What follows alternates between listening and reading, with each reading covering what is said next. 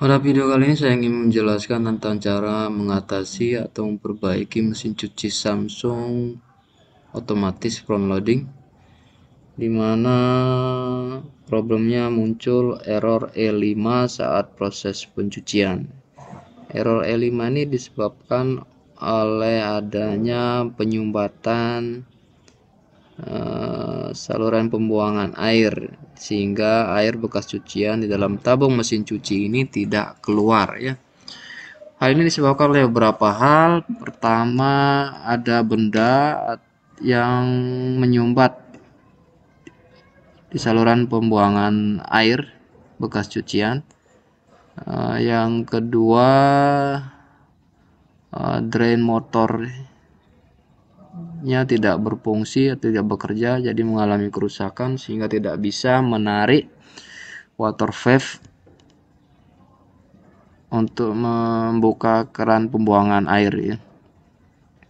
Yang ketiga, water valve itu sendiri yang fungsinya sama seperti keran air untuk membuka dan menutup saluran pembuangan air. Yang keempat, modulnya yang bermasalah, jadi harus diganti. Yang kelima, kabel dari modul atau mainboard ke drain motor biasanya putus digigit tikus. Untuk mengetahui seperti apa dan bagaimana proses error E5 ini muncul, pertama kita nyalakan dulu mesin cucinya.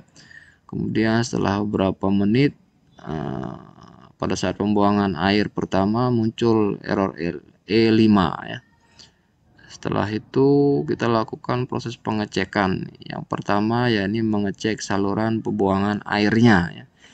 Saluran pembuangan air ini dilengkapi filter dan biasanya ada bak penampungan sementara, posisinya di bagian bawah kanan mesin cuci ini. Jadi kita bisa buka terlebih dahulu tempat bak penampungan sementara air ini dengan menggunakan obeng min. Lalu di situ kita bisa mengecek kira-kira mungkin ada benda yang tersangkut sehingga menyebabkan saluran pembuangan air yang ada di situ yang menuju ke filter tersumbat.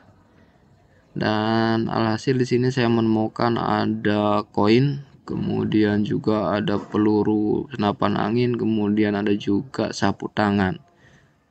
Setelah ini dibersihkan, kemudian dites cuci lagi, ternyata pas proses pembuangan airnya berjalan lancar. Jadi di sini penyebabnya adalah penyumbatan pada saluran pembuangan air oleh benda-benda asing seperti koin dan sapu tangan. Setelah itu mengatasinya dengan cara mengeluarkan benda tersebut. Dan semoga video ini bermanfaat. Kurang lebihnya mohon maaf. Jadi kita tidak perlu melakukan pengecekan ke alat bagian-bagian yang lainnya ya. Cukup sampai di sini saja. Ini solusinya ya.